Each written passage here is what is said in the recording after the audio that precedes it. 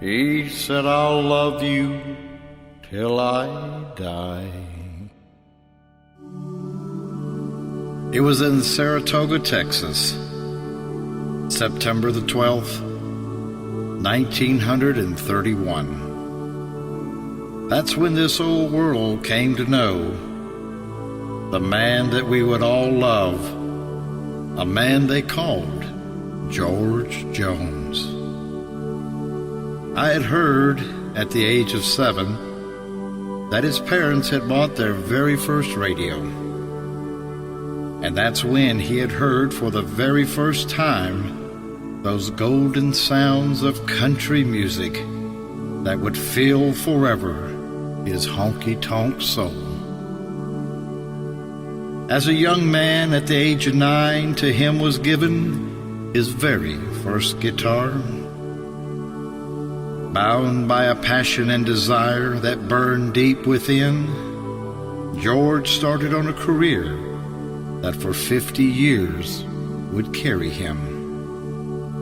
George was singing his songs for all to hear when he heard the news of the Korean War. His popularity was to grow more and more, but he put his guitar down and he joined the United States Marine Corps. When his tour was over, he came back home to find that country music was hungry for his kind. The first of many hits was written by a shining star, the Big Bopper. White Lightning, the year was 1959. Through the 50s to the 80s, the hits kept pouring in.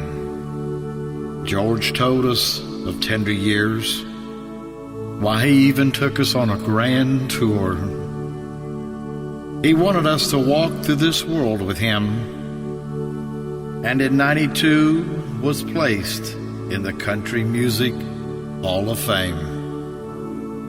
There were several golden rings in his life: Dorothy, Shirley, Tammy, and now Nancy. All were to be his wife. George's fame grew from shore to shore. With over 165 charted hits, his star will always shine.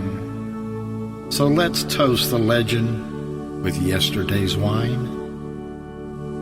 Now the halls are all silent, and those shoes, they'll never be filled. For they placed a wreath upon his door. You see, the possum, he doesn't live here anymore.